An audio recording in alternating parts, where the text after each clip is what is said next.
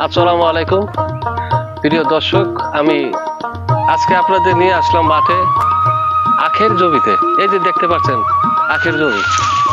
আমি একজন কৃষক, আমার ভাই এই জমিতে আখ চাষ করতে দেখতে পাচ্ছেন না।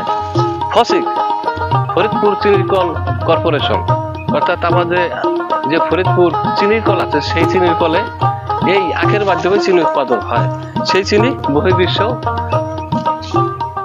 রপ্তানি হয়ে থাকে। এই দেখতে পাচ্ছেন, এই যে সেই আখ, এই আখ থেকে চিনি উৎপাদিত হয়। কিছুদিন পরে এই আখ পাড়ার মৌসুম শুরু হবে। আমাদের ফরিদপুরে চিনির কল সহ সারা বাংলাদেশের যতগুলি চিনি কল আছে, যেমন বাংলাদেশের বড় চিনির কল কেরুয়ান কোক, কুষ্টিয়া চিনির কল, সেই চিনির কলও এই আখ দিয়ে চিনি উৎপাদন হয়। এই যে সেই আখ, এই দেখতে পাচ্ছেন, এই যে এই আখটা হলো ভিন্ন জাতের আখ। এই আখে হলো চিনি উৎপাদন হয় বেশি। এই যে দেখতে পাচ্ছেন, এই ক্যামেরা মানে দিকে আসো।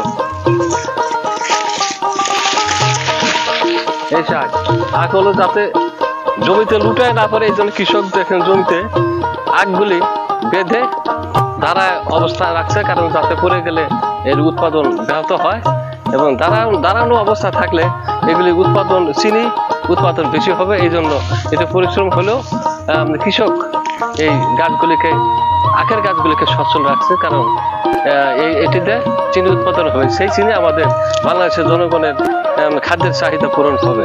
তবে আমি অনেক ধন্যবাদ জানাই এই কৃষককে। এই কৃষকের মাধ্যমে বাংলাদেশের যে জনগণ আছে তারা অন্তত কমপক্ষে একটু চিনি তারা দেখতে পারবে। তো ভালো থাকেন, পরবর্তী ভিডিও দেখার আপনার আমন্ত্রণ রইল। ওকে।